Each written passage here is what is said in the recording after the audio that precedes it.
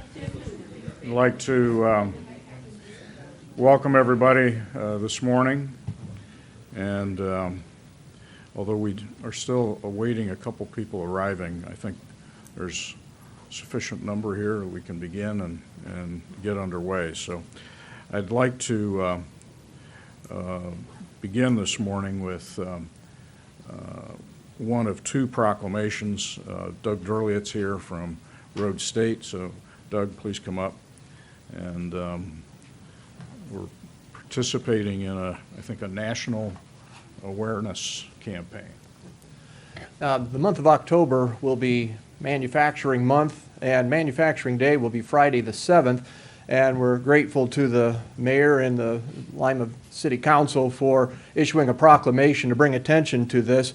As you are well aware, manufacturing is a huge part of this local economy. About 1 out of every 4 jobs is tied to manufacturing. Average manufacturing wages in excess of $70,000 a year compared to the overall state average of about $60,000.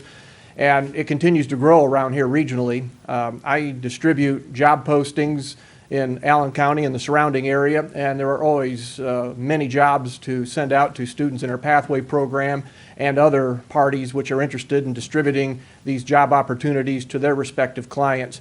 And they range at all skill levels, from entry-level jobs all the way up to engineering, high-skilled jobs from robotics to welding to machining, just a number of opportunities. And it looks like it'll continue well into the next year at least, hopefully beyond that.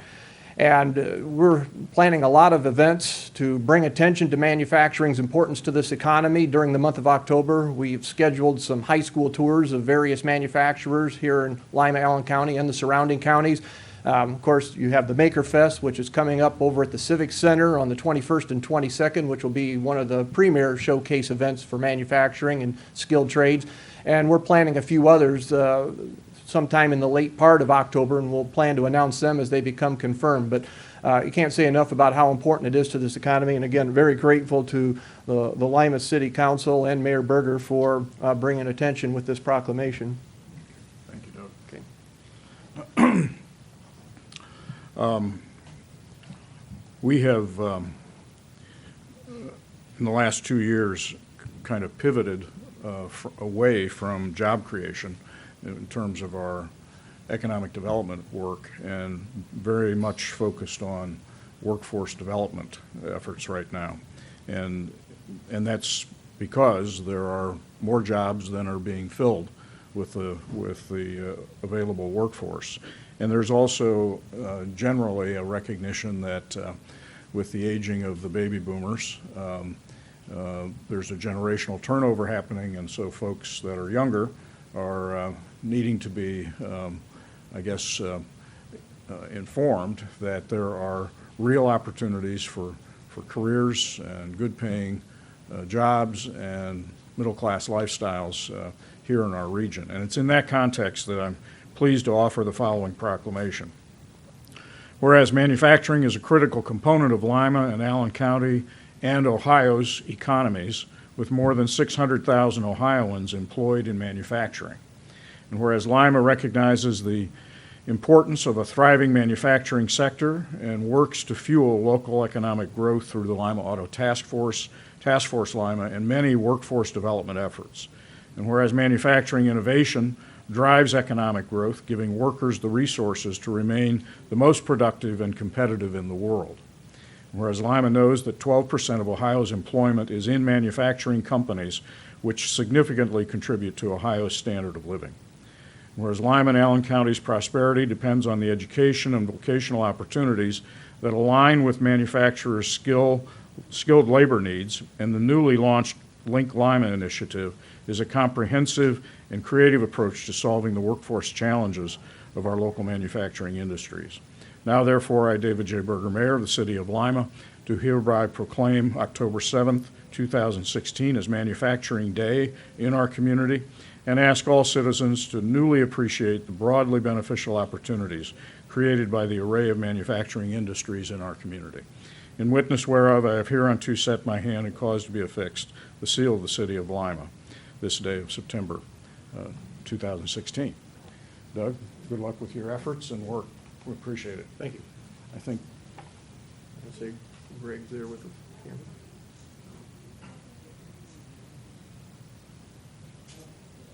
very good. Thank you. Thank you.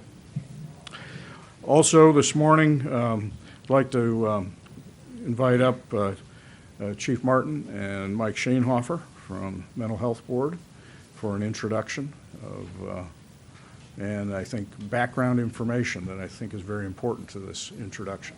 Can we bring the group up with us? Sure. All right, good. Ladies? And probably gentlemen too, I think. We're really, the Mental Health Recovery Services Board really very pleased about a new initiative that we've just launched with both the Lima Police, the Community Oriented Policing Project, and also EMS, fire, and even the neighborhood associations with our Community Care Navigator. And this is really an effort for us to outreach into the community to find those folks who are in need of mental health services or addiction treatment services who may not find their way to care. And it's a great cooperation that we think is going to benefit a lot of folks in our neighborhood. So I'll turn it over to Chief Martin to talk a little bit about that as well. Well, I just wanted to, first of all, say thank you to the Mental Health and Recovery Services Board and Coleman Behavioral Health for this initiative that they are undertaking. And that is not just on behalf of the Lima Police Department. I'm actually saying that on behalf of the Allen County Police Chiefs Association as well. Because again, oftentimes when we respond to such things as drug overdoses or people in mental health crises, we will do what we can to help them at that moment. In the cases of overdosing, it may be administering Narcan to save a life. And that's a good thing, but in so many of those cases, we have seen where weeks and even sometimes just days later, we're responding to another overdose call with that same patient. And it's a frustrating thing for us because we have the tools to help save their life in the moment if we're called soon enough, but we don't have the tools to be able to help them to break that cycle and to begin the road to recovery from their substance abuse issues. Or if it's somebody that's in some other, that's suffering from some other type of mental illness, that they don't have the ability to help themselves, but we don't have the tools to help them either. And so I believe you're going to actually introduce. I won't take that away from you. All right. But with the initiative that Coleman is undertaking here, it allows us an opportunity to have someone that we can go directly to with a referral and to bring in resources and to bring in the people who know how to help deal with these issues on a long-term basis. So we're not just going out there trying to put a Band-Aid on the situation at a time, but actually it is getting people long-term help. And again, so with that, I'm just very, very thankful for the efforts and the initiative of both the Mental Health and Recovery Services Board and for Coleman. And so thank you all very much. So from Coleman, we have Deb Stinson, who's the supervisor, director of recovery services. Kelly Monroe is the clinical director for the board, and will be, connecting with Jessica. And then I'm going to ask Jessica Ramirez, as our community care navigator, to come up and say a couple of words. Or 10 or 15. You've got a half hour. Yeah. Half hour. Well, as a new community care navigator, I look forward to being out in the community and working with the COP guys and the rest of the, LPD and EMS and fire, as well as with the mental health board and my boss, Deb.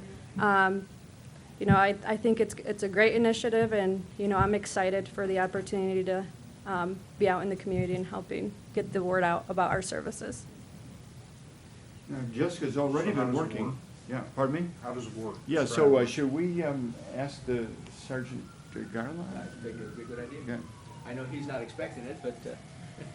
Well, so how it works is, and Sergeant Garland's going to talk about it. Jessica works with, closely with the police, getting referrals and following up when they identify somebody. So, Absolutely. As you know, we have 3 COP substations throughout Lima, and COP is all about relationship building and problem solving.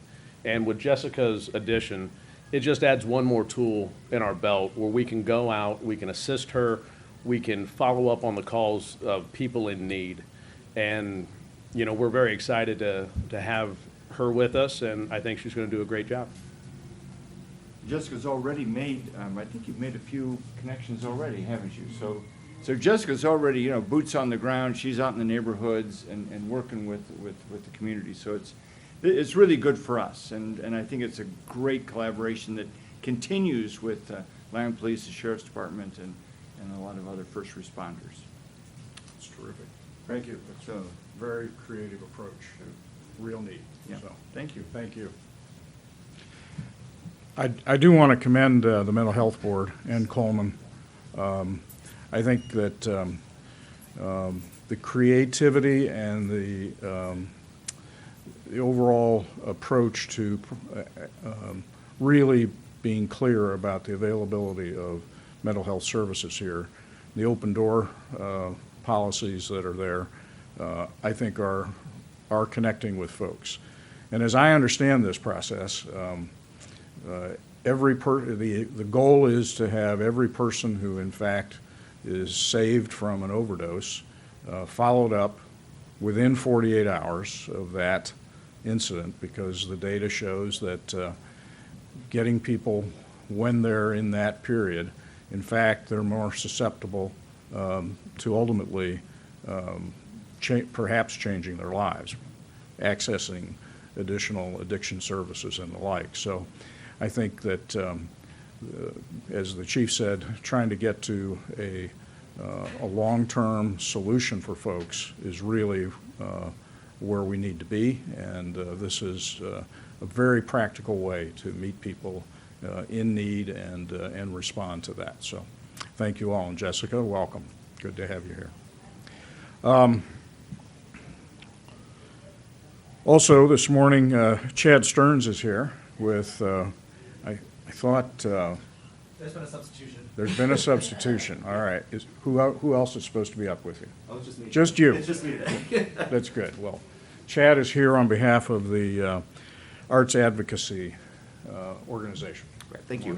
Good morning. Every year, the Arts Advocacy Collaborative of West Central Ohio gives out 3 awards. These awards are given to people who have contributed to the arts community in the Lima area. We give out 3 awards in the category of the creator. It's presented to an artist who has contributed an artwork or a piece that makes a significant impact. A philanthropist who is presented to an individual, a family, or a corporation who's proven a record of exceptional generosity to the community. And an advocate. It's presented to an individual, a family, or corporation who actively advocates for the arts in our community. Nominations are open now. We're closing the nominations on Monday, October 3rd. And the winners will be announced later in October. We hand out these awards at the Rotary meeting on Monday, November 14th at noon at the Civic Center. To fill out a nomination form, you can go to our website, which is aacwco.org. That's aacwco.org. Our committee is comprised of Sally Wendell from the City Schools, Linda McClure from the Civic Center, Kathleen Phipps from the Board of Art Space, Elizabeth Brown from the Lima Symphony Orchestra, and me, Chad Stearns from Moto Media. We meet about once a month and we talk about how important the arts are in our community. We feel that a strong arts community contributes to a healthy society and a healthy community. We like to make sure we highlight the importance of the economic impact that the arts have, employment, creative innovation that people bring to a community. And that's why we have decided to give out these awards. We've been handing these awards out since 2012 at the Rotary meeting. And we hope that these awards highlight and recognize people who have contributed greatly in the arts community. So you can go to our website and you can fill out a form that helps nominate someone who's made an impact on the community. Terrific. Thank you. It's, these are important ways of acknowledging people that are really making things happen here. I've always been impressed with the Lima community. We have a symphony here. We have a great art gallery, and we have the city schools and the schools of the arts has always been really strong. And I think it's important to recognize the people who contribute to that, and we publicly honor them. Thank them. Yeah. That's right. Great. Thank Thank you. you. Thank you. Kirk Niemeyer's here, city engineer, to talk about the paving schedule that is now underway. Kirk?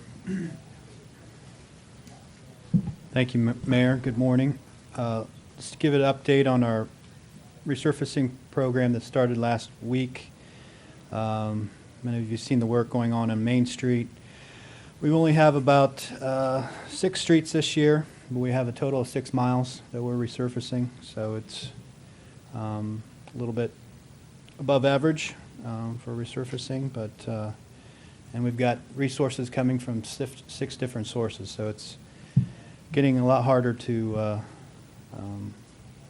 used to be we'd have one source and maybe one local match. Now we've got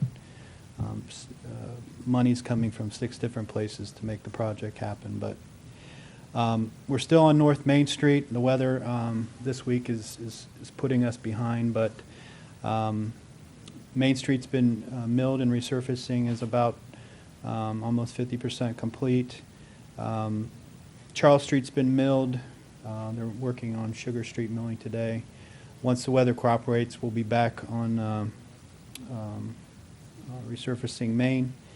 From Main, we'll go to Sugar and Grove, then, resurfacing on our paving on Charles, then Sugar and Grove, then West 4th, and then on McLean Road, and then East 4th is our last street. So most of these streets are what we call arterial collector type streets, higher order streets, so except for Charles. But we just asked the motoring public to give the workers out there a break and try not to drive over the freshly laid, freshly rolled asphalt. The more we stay off the streets, the faster they can get the work done, and the better job we get. So, What is our total spend? total project cost this year is $911,000. That also includes we're resurfacing Schoonover basketball court and striping that with new line work, as well as Cook Park basketball court is being resurfaced, as well as the drive and parking areas of Hoover Park. So we used to do around $2 million of resurfacing back about 10 years ago, but the reduction in block grant and the competition for high public work funds, we're down to about $1 million every year. So, Thank you. thank you. Appreciate it, Kirk. Lastly, I do have and I want to invite up Aubrey Kay and Ada Ellerbrock and Abe from the Civic Center and Chamber and Downtown Lima. This year, these 3 organizations stepped up in really rapid fire reaction to the opportunity to create a downtown event, which is called Celebrate the City. And I have a proclamation I'd like to present. Whereas Celebrate the City is an event for the entire Lima Allen County community to celebrate the broadly collaborative efforts resulting in economic growth and a dynamic vision for a vibrant future of living, working, and playing in Lima as the center of our region. And whereas Lima was founded in 1831 and quickly became a fast-growing industrial town with manufacturing, oil, and railroad industries making Lima productive and prosperous. Whereas in the mid-1990s, Lima lost more than 8,000 industrial jobs due to the shifting economy. And since then, the city has vigorously sought ways to rebuild and revitalize our community. And whereas the Lima Allen County Chamber of Commerce, Downtown Lima, Inc., Allen Economic Development Group, and local businesses and the public sector are working together to continue to foster economic growth, and the success of these efforts have recently been given the national spotlight through Area Development Magazine, which ranked Lima 33rd in the nation and best in Ohio for 5 years of continuous growth. And whereas as a result of hard work and the community coming together, Lima's downtown area is filling with new businesses and will continue to do so with the investments being made by Rhodes State College and their Center for Health Science Education and Innovation, by Dominion Gas and their new business campus, and by the Woda Group in the historic renovation of the First National Bank building. Now therefore, I, David J. Berger, Mayor of the City of Lima, hereby proclaim September 29th, 2016 as Celebrate the City Day in our community, and ask all citizens to join together to celebrate the accomplishments of our community and look forward to future additional achievements. In witness whereof I have hereunto set my hand and caused to be affixed the seal of the City of Lima this day, September 2016. And thanks for pulling together this event tomorrow evening when hopefully the weather will cooperate. You want to talk for a minute about what's happening? Go ahead, I'll let you. Just like we don't always have sunny days, may not be that tomorrow, but we still have many reasons to celebrate, and we will still celebrate the city tomorrow, rain or shine. So it's whether it's going to be outside or inside, but it's an opportunity for us to come together, celebrate local restaurants, celebrate local businesses, organizations that have made this growth happen, and many, many reasons for us to celebrate. So it begins at 6 p.m. at the Civic Center, outside or inside, depending if there's clouds or not. And it will go till 9. We have Swing Mania that's going to be able to give us the entertainment.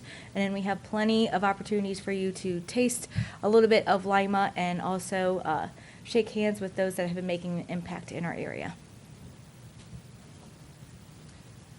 If you have not got your ticket yet, you can go to limaciviccenter.com. Tickets are $50 a piece and $450 for a reserved table. So we'd love to see everyone out there. They've covered it. All right, very good. Thank you. Thank you. Very much. And I believe that's all that we have for this morning, so we'll break down for interviews. Thank you.